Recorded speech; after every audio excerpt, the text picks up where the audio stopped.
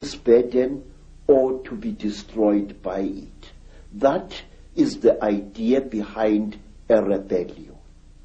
But in Africa we find wars where a group of rebels challenges a government and tries to fight against it. And then these wars end in the total destruction of that particular country, where neither the rebels nor the government wins anymore.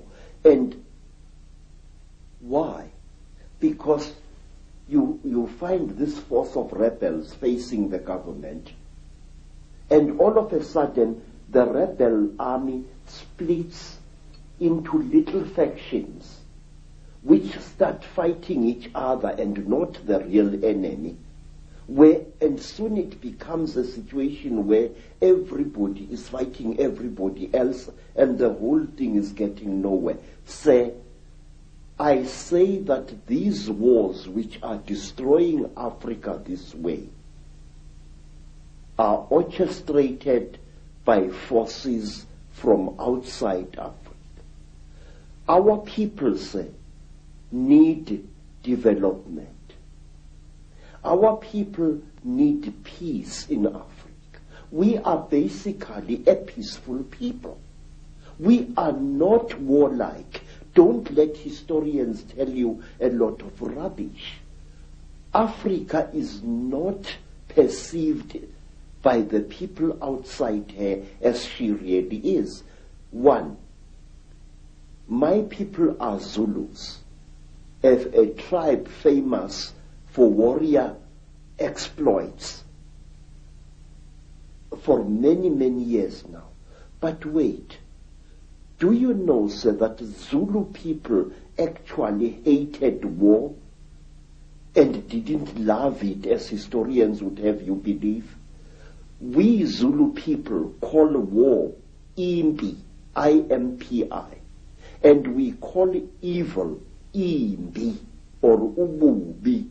Now the word imbi and the word imbi come from exactly the same root, which means that which is evil. We call copper itusi, which means the helper, the frightener away of evil spirits. But we call iron insimbi, which means the evil metal, the metal of war. Now, when a Zulu went to battle, he spiritually prepared himself for fighting.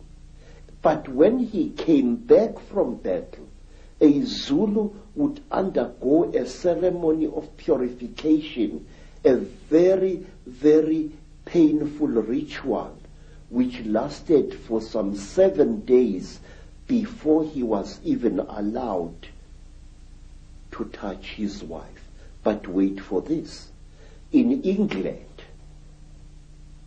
we have got the lady Sarah Churchill, Duchess of Marlborough, writing in her diary that her husband, Sir John Churchill, the Duke of Marlborough, after the terrible Battle of Blenheim, had made love to her 3 times while still wearing his top boots. Wait, sir. Listen to that. Here is a man coming into his tent or whatever it was, with his boots still stinking with the blood of horses and the blood of men, and probably with human flesh still attached to the soles of those boots. Here is this man making love to his wife. What kind of attitude is that? That a man would come smelling of death and destruction to desecrate his wife in 3 torrid sessions? We never did that in Africa. We hated war, and furthermore, our people, the black people of Southern Africa, are accused of having been a male-dominated society, absolute bloody poppycocks. Zulus were a female-dominated society. And if you want proof of that, ask yourself, who killed King Shaka? Who planned Shaka's murder? Two women, twins, Mama and Mkabai, Shaka's aunts. Who was the greatest advisor of King Shaka? His mother Nandi. She used to plan every one of Shaka's military campaigns right down to the last detail. So, everywhere in South Africa, our word for great also means female, but that is something we shall discuss at another time. So, Africa is being murdered, and a race of people which once founded some of the world's greatest civilizations is being cruelly exterminated, and our politicians appear to be hypnotized as like a little antelope hypnotized by a python. Don't our leaders know what is going on in Africa? I'm going to talk, sir. I'm going to talk, and I'm going to reveal and damn the consequences. I am not a brave man, but it's high time somebody stood up and exposed the conspiracy around Africa and her people. So let's start looking then at the force that is the common theme through all this history to the present day that's been manipulating these highly malevolent, highly destructive situations. My own research around the world has certainly focused in on the fact that there is a force, not of this world, shall we say, that is the common theme. What is your experience and your knowledge of an extraterrestrial involvement in the history of Africa?